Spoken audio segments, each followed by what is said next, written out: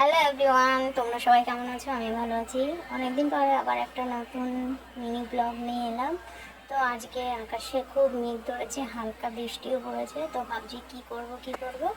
তো ঘরের মধ্যে ডিম ছিল, তো ভাবছি একটু ডিম দিয়ে বিরিয়ানি করবো। সঙ্গে থাকো, দেখতে থাকো।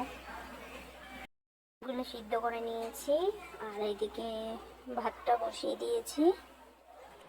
এখানে ভাতটা হয়ে গেছে, ভাতটা নামিয়ে নিয়েছি। দেখো কি সুন্দর চচ্চড়া হয়েছে। আর এখানে বেরেস্তাটা ভাজছি।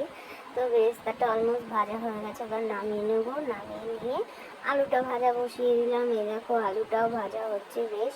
আলুটা হালকা করে ভেজে নিলাম, আলু ভালো লাগে না, সেদ্ধ সেদ্ধ গন্ধ আসে। তোমরা কি আলু সিদ্ধ করে নাও না এরকম ভেজে নাও? আমি ভেজে নিই। আর এদিকে ডিমটাও ভেজে নিয়েছি, আর এদিকে আলু ভাজাটাও নামিয়ে নিয়েছি। এরপর মশলাটা বানাচ্ছি। এখানে মশলাটা কষা প্রায় হয়ে গেছে। এখানে কী কী মশলা দিয়েছি তোমাদের নেক্সট ভিডিওতে অবশ্যই জানাবো। এখানে মশলাটাও কষানো হয়ে গেছে। এবার এর মধ্যে আমি সব অ্যাড করছি। এখানে অলমোস্ট মশলা দেওয়া আলুটা দিয়ে দিয়েছি, ডিম দিয়ে, উপরে রাইসগুলো দিয়ে, ঘি, বেরেস্তা আর বাদ বাকি যে উপকরণগুলো আছে সব দিয়ে এবার আমি খানিকক্ষণ দমে রাখবো। 10 মিনিটের জন্য দমে রেখে তারপরে নামাবো। তো তোমাদের ভিডিওটা কেমন লাগলো অবশ্যই বলো। কে কোথা থেকে দেখছো সেটাও বলো। তো আমার ভিডিও তোমাদের কেমন লাগে অবশ্যই কমেন্ট করে বলবে। আশা করি তোমাদের ভিডিওটা ভালোই লেগেছে।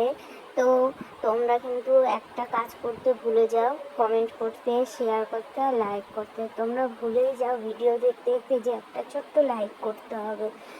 আশা করি তোমাদের ভিডিওটা ভালো লেগেছে। এই দেখো এদিকে সব কিছু দেওয়া কমপ্লিট হয়ে গেছে। এবার আমি এটা দমে বসাবো।